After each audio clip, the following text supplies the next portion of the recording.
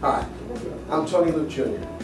On behalf of Tony Luke's and Rastelli Foods, we'd like to thank you for coming to Rastelli at Home to get cooking instructions for our new product, our frozen cheesesteak, which was 2 years in the making. We wanted to make sure that we brought you the best possible microwavable and boil-in-a-bag cheesesteak that is as close to the grill as you can get. Now today we're going to show you a couple variations. We're going to show you the microwave and the boil-in-the-bag.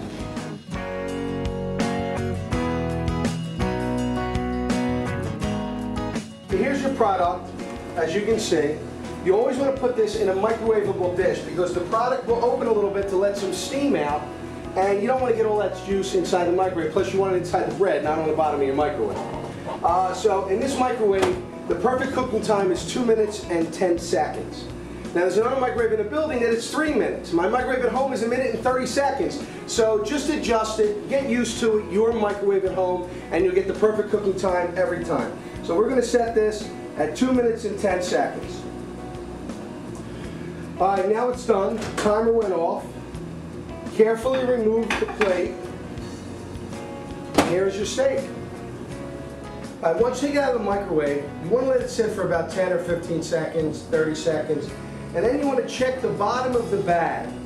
What you really want is a steak that is slightly pink, not red, slightly pink, because you have to let this sit for 1 to 2 minutes, and it is going to continue to cook inside the bag. In the beginning of this was slightly pink on the bottom, but if you notice now, it is completely cooked. See, look, there's no red, there's no pink. It cooked all the way through. This is tender, it's juicy. This is what the product should look like. If it's all burnt around the edges and the cheese is all brown, you've cooked it way too long and it's not going to taste good. This is how you're going to receive your roll, which is separate from the steak. It's in a cellophane bag. You do not, I repeat, do not want to put this plastic in the microwave. This is not microwavable plastic. So you open up your plastic, take out your roll, make sure you keep a microwavable dish inside the microwave. If this roll is frozen solid, you want to do it for 25 seconds. If you let this slack and put it in the refrigerator and the rolls are basically just cold, you don't want to do anything more than 10 seconds. Now ours is a little slack, a little thawed out, so we're going to do 10 seconds. Now this is 10 seconds and this roll is soft. Look at it. It's beautiful. Soft, steamy, smells fantastic. Now we're going to put the sandwich together. We just took our roll, which is beautiful, out of the microwave and soft. You can use a spatula, you can use a fork. We're going to use a fork, and we're going to take this steak and we're going to put this steak inside our roll. And now what you see here is very important. This is all the natural juices from the steak.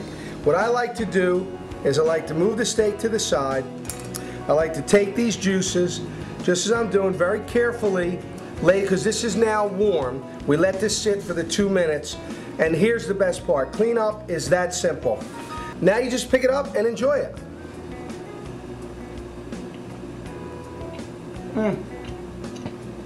Delicious.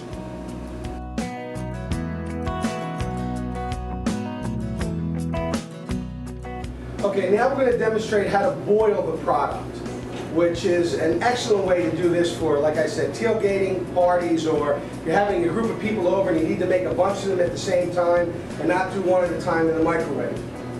Okay, first thing you want to do is take your product, with boil-in-a-bag, frozen or slack, it doesn't much matter. You're going to throw, if you got 4 or 5 people coming, we have a couple in here already, we're going to put 3, and I have, right now in this pot, I have 5 going. You're going to need a set of tongs because you don't want to touch them. Obviously you don't want to touch them with your hands. It's extremely hot. But now, this should cook. If you got 1 in, it should take you about 3-4 minutes. If you add a dozen to this boiling pot, naturally, the more stuff you put in, it kind of lowers the temperature of the boiling water. Things take a little longer to cook. So what I recommend is you can put these rolls, which I demonstrated in the microwave version, in the microwave, and they're beautiful. But if you like a crispy roll, then what you want to do is you want to preheat your oven to 350 degrees. Then you want to take the rolls out, put them in a tray, or line them up in the oven. If there's 10 in here, you put your 10 rolls in, and you want to cook these for about 5 minutes I wouldn't go much longer than 5 minutes, and the rolls are going to be soft, they're going to be beautiful, they're going to be crisp. And then once those rolls are done, take them out, let them sit to cool off a little bit. By that time, your steak should be finished.